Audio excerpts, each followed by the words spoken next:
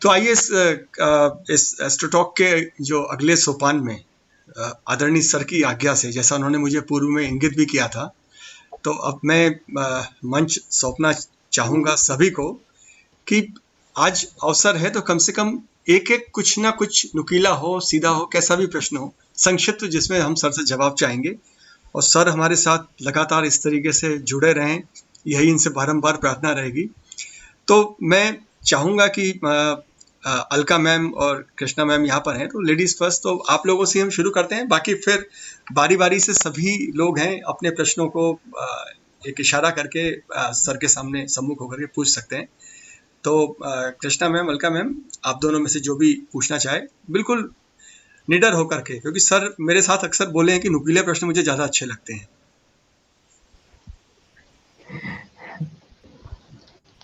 प्रणाम।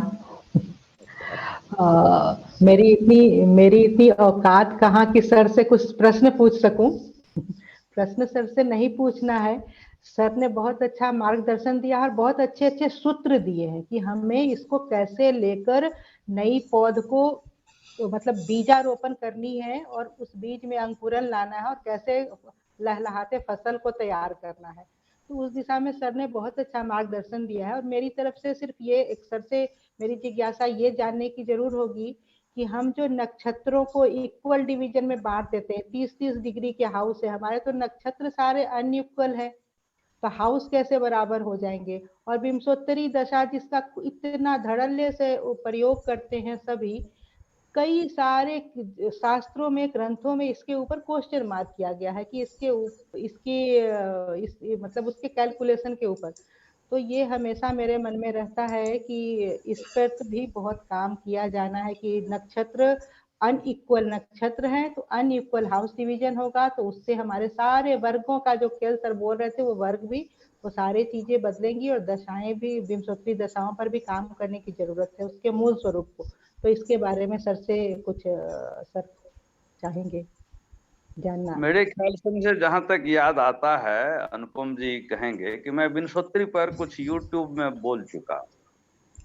अब जहां तक नक्षत्र को हम जो आसमान में देखते हैं और उसकी जो हम ये बात कर रहे हैं कि सभी बराबर नहीं हैं, ज्येष्ठा इसीलिए ज्येष्ठा है कि बहुत बड़ा है, तो उसका जो हमारी गणना है उस पर देखें तो उसका कोई सीधा संबंध नहीं है। जैसे हम जब 12 भाग में किए तो 30 डिग्री की राशि है, लेकिन सभी राशियां वास्तव में अगर हम त्रिकोणमिति से देखें तो एग्जैक्टली 30 डिग्री की नहीं है, वो भी कम ज्यादा है। और रही बात नक्षत्रों की, तो ये कुछ नहीं है, हमने जिस तरह से 12 भाग में किया उस सर्किल को डिवाइड, वैसे ही पहले तो 9 से शुरू हुआ, आज हम 27 पे हैं नक्षत्र में।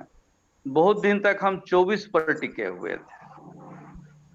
अब उसी 24 में से 3 को हमने उत्तरा और पूर्वा में तोड़ दिया है, तो 27 हो गया। तो जब हम 24 थे तो एक नक्षत्र का मान 24 डिवीजन में 15 डिग्री हो जाता था। जब हमने 27 कर दिया तो 13 डिग्री 20 मिनट पे हम पहुंच गए। अगर मान लिए फिर किसी प्रयोजन बस हमको और 3 को उत्तरा और पूर्वा में तोड़ना पड़े तो हम 27 से 30 हो जाएंगे, तब एक जो है शायद 12 डिग्री की हो जाएगी। तो इसको सीधा आसमान के नक्षत्र से नोने, जैसे राशि हाइपोथेटिकल है, पूरा इक्लिप्टिक हाइपोथेटिकल है, वैसे ही यहाँ जो नक्षत्रों का नाम तो दिया गया है वो जो एस्टेरिज्म है उनके नाम पर, लेकिन गणित में उसके लिए नहीं है। अब रही बात विंशोत्तरी की, तो विंशोत्तरी की जो अपनी आर्ट्स गणना मिलती है वो ये है ही नहीं, वो गणना भी अलग है। विंशोत्तरी को लेकर के जब उस समय यवनों से काफी हमारा आदान प्रदान चल रहा था, तो उस समय इतना विवाद का था कि बराहमिहिर ने बृहत जातक में विंशोत्तरी दशा को लिया ही नहीं। बृहत जातक में विंशोत्तरी दशा उन्होंने नहीं लिया, क्योंकि उस पर में वाद विवाद उस समय तक शायद रुका नहीं था। और जब उसको बढ़ावा देने की बात आई तो एक श्लोक भी लिखा गया कि कलो विंशोत्तरी तस्मात् दशा मुख्या द्विजोत्तम, कि कलयुग में अब मुख्य दशा यही रहेगा। तो सीधी सी बात है कि कोई ब्रांडिंग कर रहा था, कोई मार्केटिंग कर रहा था इस दशा की, इस श्लोक की, इसीलिए ये है। अब हमको जो गड़बड़ी हो जाती है कि अष्टोत्तरी दशा था, 24 के हिसाब से हम लें तो बड़ा अच्छा डिवीजन हो जाता है, क्योंकि वहां पर में राहु और केतु को एक ही माना गया है। आप राहु ले लें या केतु ले लें, और मेरे ख्याल से विंशोत्तरी छोड़ के बाकी सब दशाओं में या तो राहु लिया गया है या केतु लिया गया है, द्वादशोत्तरी हो षोडशोत्तरी हो। विंशोत्तरी में हमने उसे भी लिया। अब उसको डिवीजन करने के लिए हमको 9 से 27 चाहिए, 8 से 24 हो जाता था, तो उसके लिए भी हमको 27 नक्षत्र की जरूरत पड़ी। नाम देने के लिए उत्तरा और पूर्वा किए। तो इन सब चीजों में हम न पड़े। दशा जो मूल हैं, विंशोत्तरी एकमात्र दशा नहीं है, बहुत सुंदर सुंदर दशा हैं। चर दशा है, नवमांश दशा है। मैंने तांत्रिक गुरुओं से सीखा, 1 दर्जन से ज्यादा दशा मैं जानता हूँ। 2 पर मैंने किताब भी लिखी है। एक वो जो अष्टक वर्ग से के बिंदु से राशि बना देते हैं, तो मुक्ताष्टकी दशा है।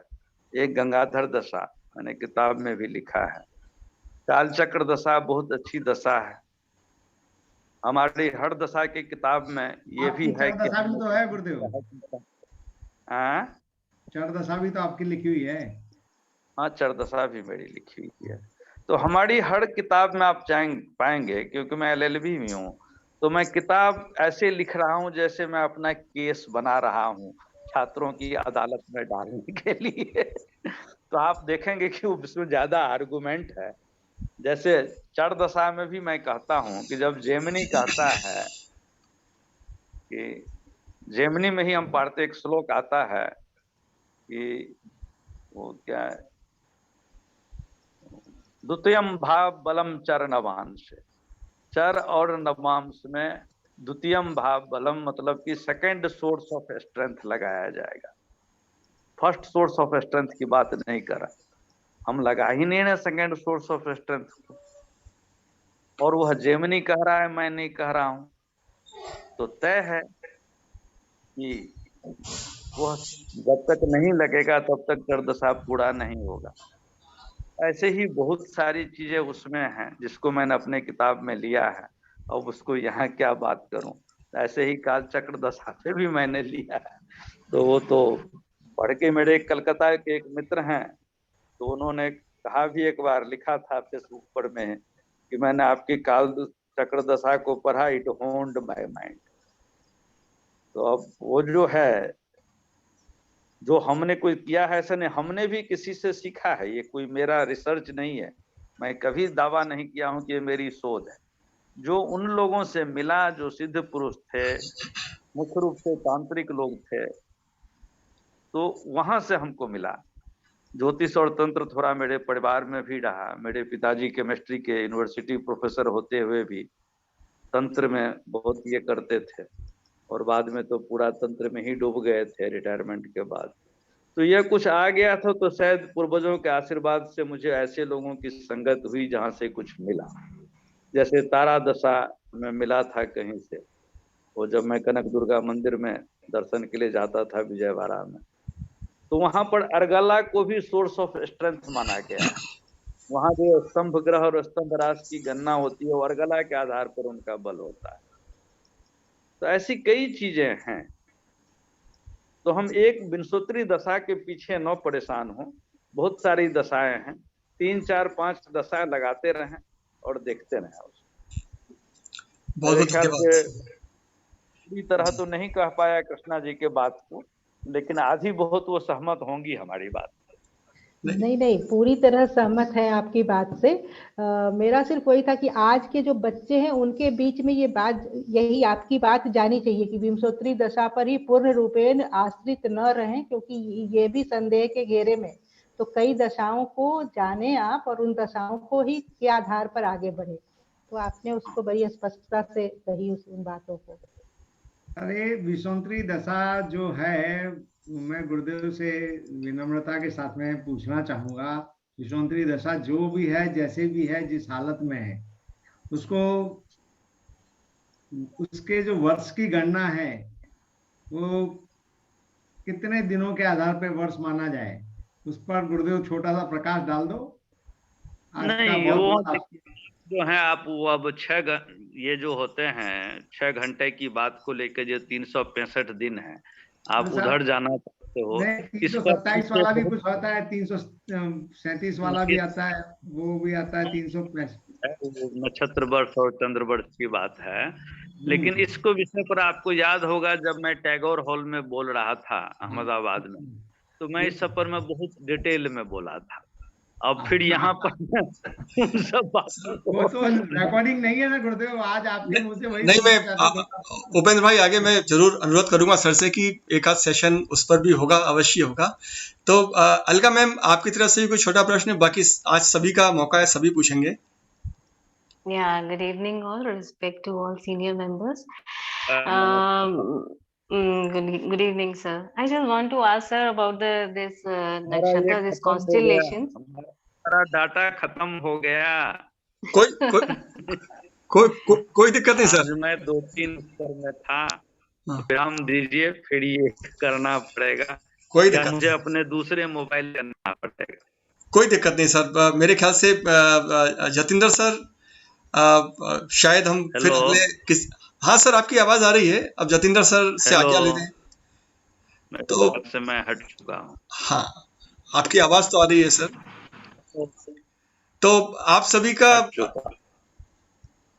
मेरे ख्याल से we are thankful to respected Jha sir, and this is beginning, so I hope soon we are going to have many sessions with him, and thanking all of you over here. बहुत बहुत धन्यवाद। और ऐसे ही हम लोग जुड़ते रहें, और इंडिविजुअल एंड पे भी हम सर को प्रयास करते रहें कि सर साथ में रहें। हो सकता है कि इज कमिंग बैक। हाँ सर, आपकी आवाज आ रही है सर। मैं ये कह रहा था कि आज एक बड़ा लंबा सेशन मेरा उससे हो गया था जी, स्वामी जी के इस धर्म और संप्रदाय में जी। तो हाँ, उसके कारण जो है डाटा जो है 2 GB देरी का रहता है जी, वो शायद चूक गया। कोई दिक्कत नहीं सर, आपको जल्दी ही आपसे समय लेके फिर से सब इकट्ठा होंगे। और अगली बार जैसा आपने कहा था कि it is going to be discussion, 1-on-1 आपसे अपनी जिज्ञासाओं को लेके उपस्थित होंगे और निर्भीक होकर अपनी बातें आपसे पूछेंगे। सर, आप हमसे जुड़े, आपने हमारा अनुरोध स्वीकारा, आपको सबसे पहले तो चरण स्पर्श और बहुत बहुत धन्यवाद।